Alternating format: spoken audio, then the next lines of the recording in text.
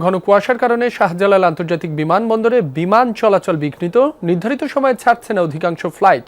এ বিষয়ে সবশেষ তথ্য জানাতে যোগ দিচ্ছেন সহকর্মী রাব্বি সিদ্দিকী। রাব্বি, বিমানবন্দর কর্তৃপক্ষ ফ্লাইট বিঘ্নিতের বিষয়ে কি বলছে, কখন নাগাদ পরিস্থিতি স্বাভাবিক হতে পারে, বিস্তারিত জানাবেন। কুয়াশা কেটে গেলেই কিন্তু পরিস্থিতি স্বাভাবিক হবে। যেমন গতকাল আমরা দেখেছি যে বেলা বাড়ার সঙ্গে সঙ্গে বিমান ওঠানামার পরিস্থিতি কিন্তু স্বাভাবিক হয়েছে। তবে আজকে এখন পর্যন্ত কিন্তু রোদের দেখা নেই এবং সে কারণে শুধু ফ্লাইট ছাড়ছে না, ফ্লাইট আসতে অবতরণ করতেও কিন্তু অনেক দীর্ঘ সময় লাগছে। আমরা দেখেছি যে অনেক যাত্রী এখানে যারা আছেন তারা তাদের স্বজনদের যারা আসবেন তাদের অপেক্ষায় আছেন।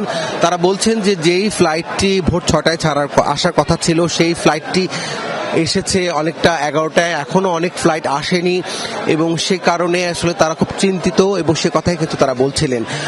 বিমানবন্দর কর্তৃপক্ষ বলছেন যে ঘন কুয়াশার কারণে অধিকাংশ ফ্লাইট আসতেও বিলম্ব এবং ফ্লাইটগুলো ছাড়তেও বিলম্ব হচ্ছে দুই দিক থেকে, এবং এছাড়া একটি ফ্লাইট, আন্তর্জাতিক একটি ফ্লাইট কলকাতা এয়ারপোর্টে কিন্তু সেখানে পাঠিয়ে দেওয়া হয়েছে। এবং নিরাপত্তার কারণেই যেহেতু রানওয়ে দেখা যাচ্ছে না এবং বড় ফ্লাইটগুলো আসলে রানওয়ে দেখা না গেলে অবতরণ করা কিন্তু কঠিন ব্যাপার, সে কারণে আসলে এই আগাম ব্যবস্থাটুকু নেওয়া হয়েছে এবং এটি আসলে কুয়াশা কেটে গেলেই পরিস্থিতি স্বাভাবিক হবে, সেজন্য কিন্তু সময়ের প্রয়োজন হবে।